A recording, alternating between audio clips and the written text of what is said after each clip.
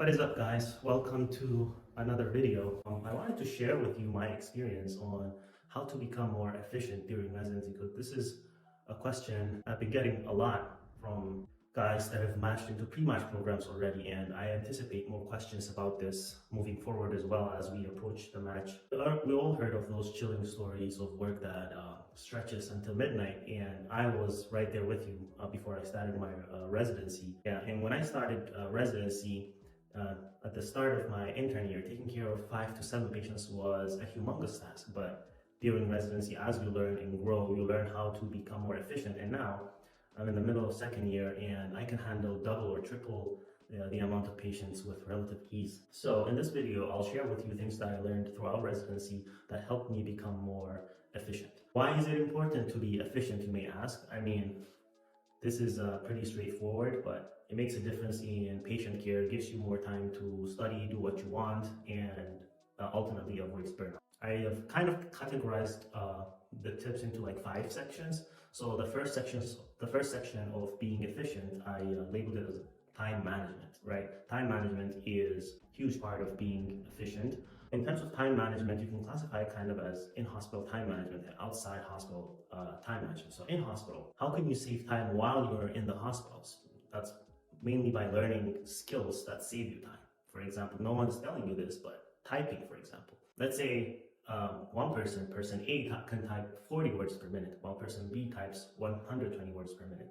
This means that person A takes 3 times more to finish his notes than person B would. And that's pretty significant because most of the times we are writing notes and seeing patients. So that's a huge amount of time that you are wasting if you don't know how to type fast. Kind of my benchmark for that is if you can't type 50 words per minute at least, then you have to work on your typing or use alternative methods like dictation. Another skill that you can learn is, believe it or not, Spanish.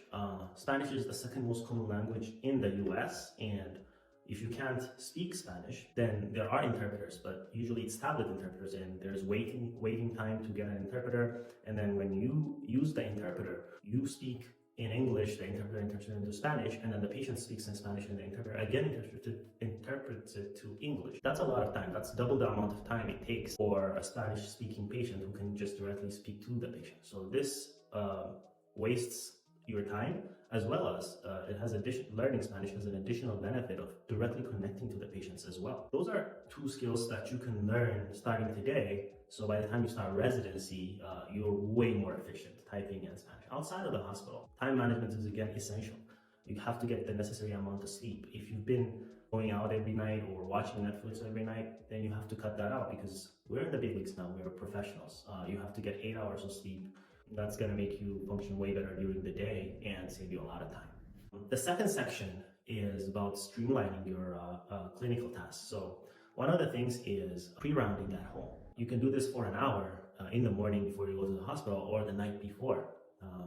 This might be counterintuitive in that you might think that you're working extra hour. Why would I do that? But trust me when I say this, it saves you a lot of time during the day. It gives you a frame of what to expect before you go to the hospital. And then during rounds, you are sharp, and if you have a good plan, it saves you a lot of time during the afternoon. So most of the days, just pre-round. I like to do it in the morning, but I know some people like to do it the night before.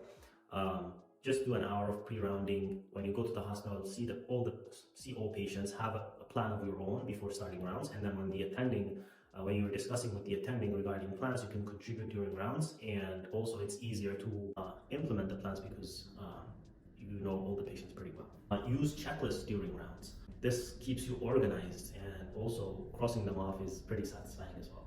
So I spoke about this in my previous video as well. So I use these small cards to write down patient information. You can get this from Amazon, and you can clip it right here. I have a small clip that I can clip it right here. So I use 1 card for 1 patient. Literally everyone smart that I know uses this, and it saves you a tremendous amount of time. Even some of my attendings use this.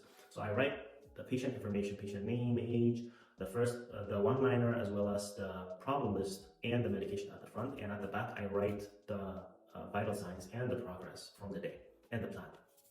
And I use pencil to write these things because so the next day when I come, if anything has changed, I can erase it and write on the same card again.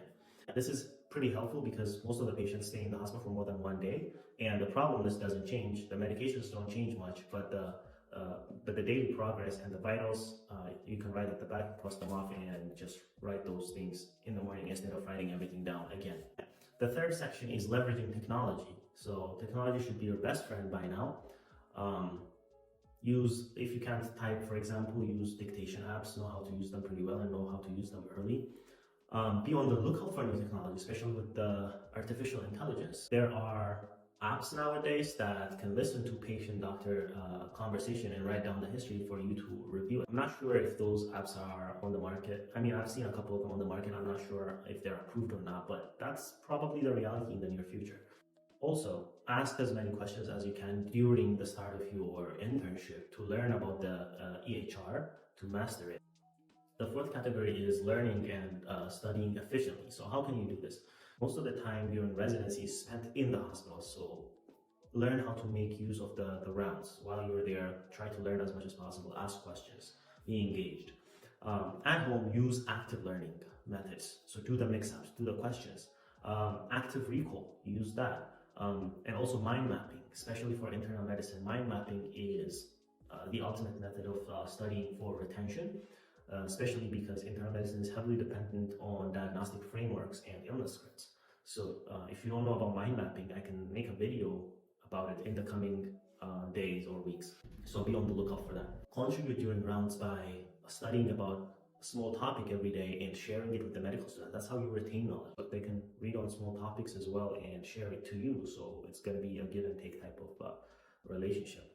And that's how you really retain what you're reading, is by sharing it, by teaching it to others. The fifth section is about self-care and avoiding burnout. Like anything, balance is key.